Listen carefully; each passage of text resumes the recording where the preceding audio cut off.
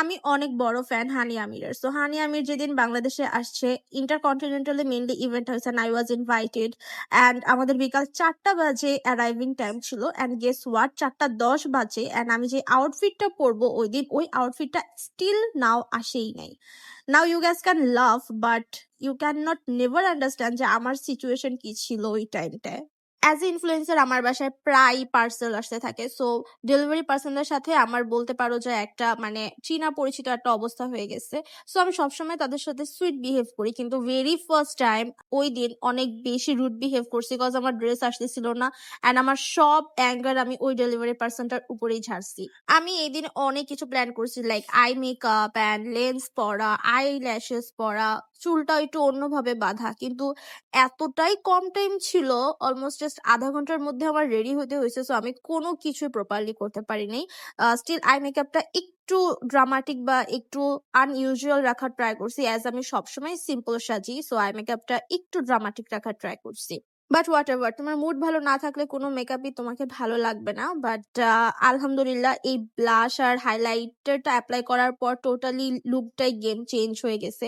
So I was happy after applying the blush. আমার কাছে যেহেতু টাইম ছিল না, আমি চুলটা স্ট্রেট করে নিতেছিলাম অ্যান্ড ভাবতেছিলাম স্ট্রেট করার সাথে সাথে যে আমি আজকে কি হেয়ার স্টাইল করবো।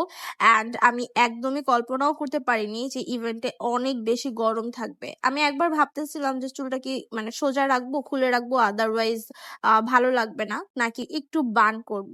অ্যান্ড ওই বান না করাটা ছিল সবচেয়ে বড় বোকামি, কারণ আমি চুলটা ছাড়া রাখছি অ্যান্ড ইভেন্টে গিয়ে টোটালি চুলের অবস্থায় নষ্ট হয়ে গেছে কজ অনেক বেশি গরম ছিল।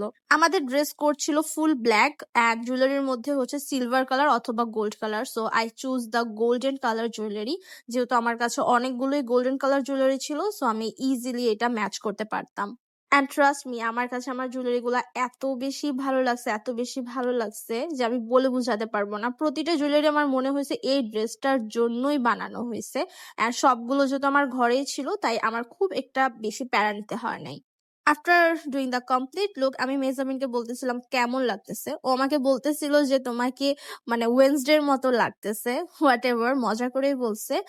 বাট এখানে আমি চুলটা হালকা বেঁধেছিলাম, ইভেন্টে গিয়ে পাকনামি করে খুলে দিছি অ্যান্ড টোটালি হেয়ারের অবস্থাই খারাপ হয়ে গেছে। অ্যান্ড বললো কেমন হয়েছে আমার ওভারঅল লুকটা। আমার কাছে পার্সোনালি ভালোই লাগছে অ্যান্ড যদি বেশি সময় থাকতো আই গেস আর একটু ভালো কিছু করতে পারতাম। নেভার মাইন্ড, ভাগ্যে যেটা ছিল সেটাই হয়েছে।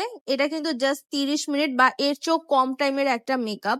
সো হোপফুলি তোমাদের ভালো লাগছে অ্যান্ড পুরো ইভেন্টের যদি তোমরা কোনো ভ্লগ চাও অবশ্যই do let me no. Total ইভেন্টের একটা ভ্লগ কিন্তু তোমাদের সাথে আমি শেয়ার করতেই পারি।